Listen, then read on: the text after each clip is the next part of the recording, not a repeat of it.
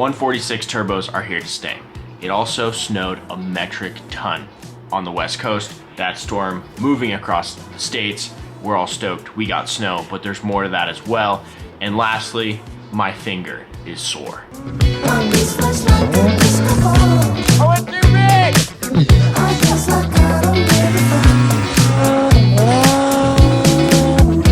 What's up guys, Rosco here. Gab's upstairs. As soon as she watches this video, she's gonna say, "What's up guys, Rosco here." Every time I make a video, she's gotta hit me with that. But I've been doing it for years, so here we are. Now I finally have my first miles on the old 146 turbo dog. Now that thing is an absolute machine. The argument for the 146 has been, is it just a snowmobile to show off to your boys, make hot boy Instagram edits and ride wheelies everywhere? In a nutshell, it can be that for sure.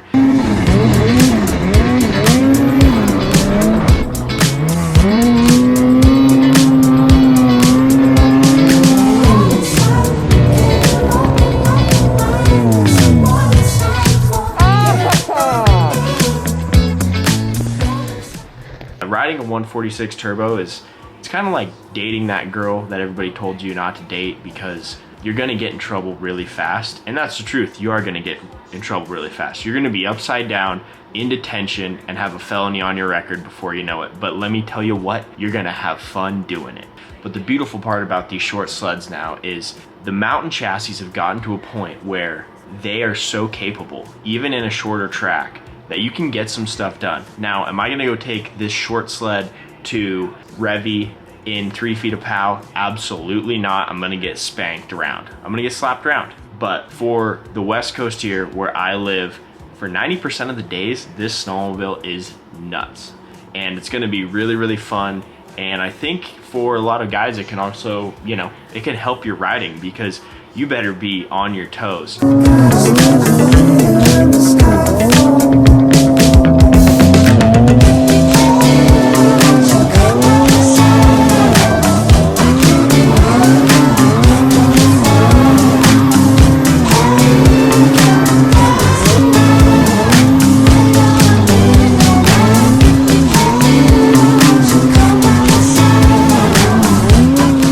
I've enjoyed riding that snowmobile a ton. Few miles I have on it finally. The other thing is we got a lot of snow, and thank God, because we needed it so badly and everybody needed it. So if storms hit, came through.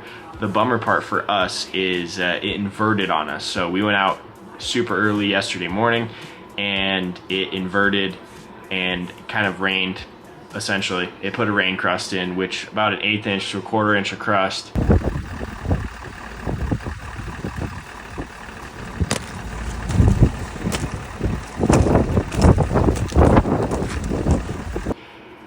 Which really sucks. And but we did find some good snow. We went down low and, you know, scoped it out.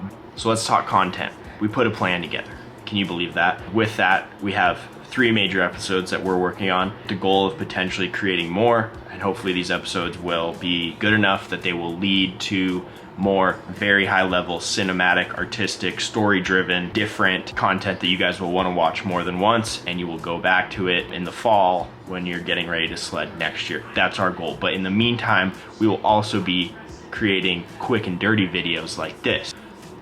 Not dirty at all actually, but more digestible content for you guys to continue to stay tuned in as these bigger videos launch. And when these bigger videos launch, you'll be there and we have an audience that is like continuing to watch as these masterpieces get put together. That's our goal anyways. We honestly thought we would have episode 1 shot and done by now, but because of the late snow, that threw a massive wrench into our plans, and we're pivoting. So we're gonna start production on that first episode this week, and hopefully locally we can find enough snow. If not, we're gonna have to pivot and figure it out. The other issue is with all this snow, I currently only have a 146 turbo.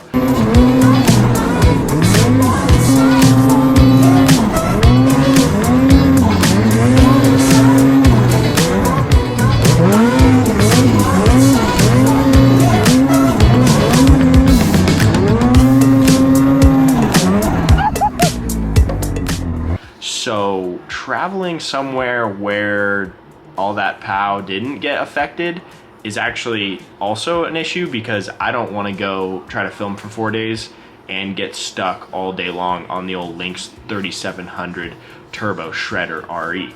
So might be a blessing in disguise. We're gonna find out. The goal is we find good stuff within that content plan of these 3 episodes. And the goal with these episodes is to actually honestly set a standard for the quality of content that we produce on snowmobiles.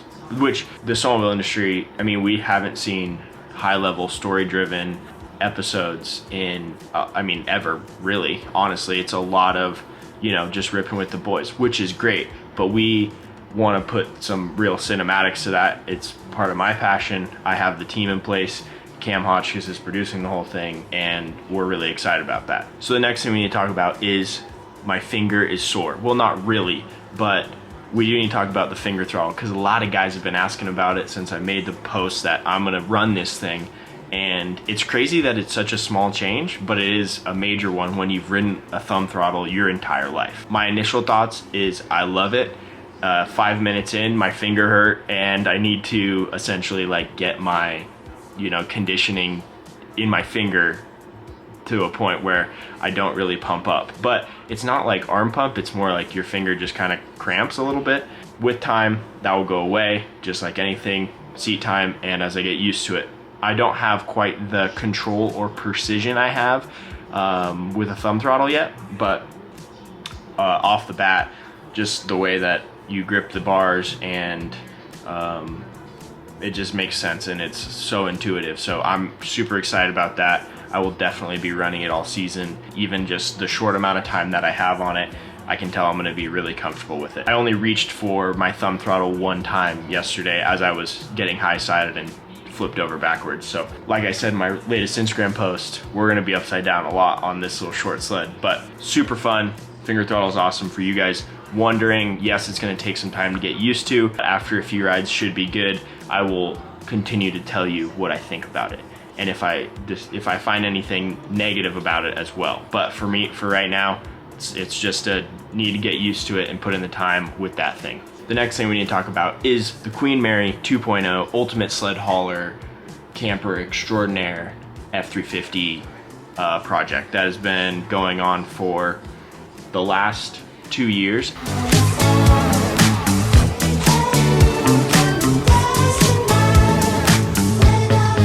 For a while, I've thought that this thing is cool, but not exactly where I wanted it to be. It felt like it was half done for a long time. So we've been putting a lot of pieces together. On Thursday, a video will drop of a full walkthrough of this in sled hauler form. And even since that video has been shot, we did some other things, threw on the Baja Designs LP9s, and we also put a Baja Design Squadron Pro on the Shorty sled. So you'll notice that I've got one amber headlight in the middle, super bright Baja Designs, and then we're also gonna outfit the other lights with S2s. So we'll have a little bit of a custom look on the LYNX with these headlights, which is gonna be super sick. We're really excited to have Baja Designs on board. Truck's outfitted, LP9s, out of control. I mean, the thing is as big as my head, you can see here.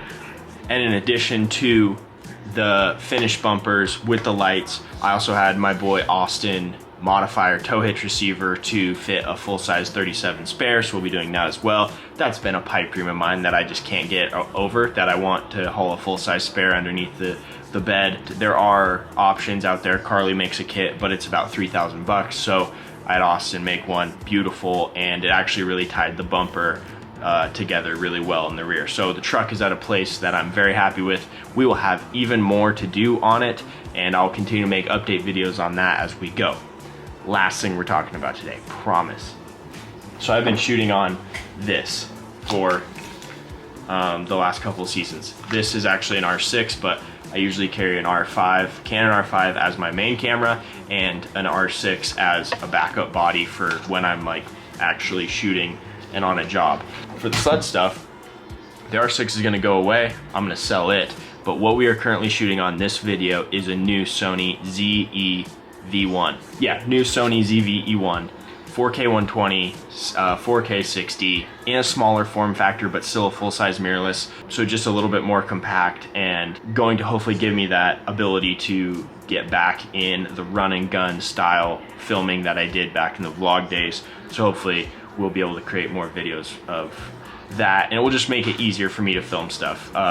It kind of became cumbersome, even though it's just a single mirrorless camera. But for me, being not only a rider but also a filmer, I pack so much gear that I just don't want to carry a lot of camera gear. So we're going for a very simple 24-70 built-in windscreen and mic.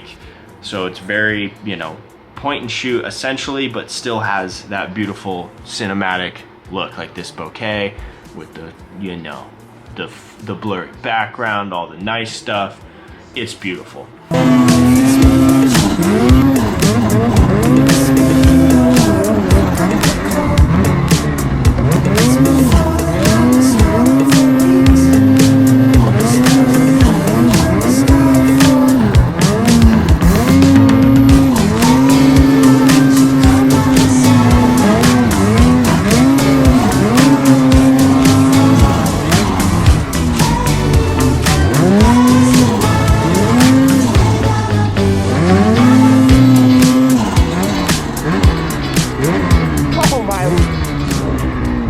Hope you guys enjoyed the video. That's all I got for you today. I hope you guys hung in there for the shitty POV angles. Every year I work on the POV angle and try to figure out the best system, and I was just in the garage getting dialed in for the next few days. So thanks for watching. We'll see you guys later.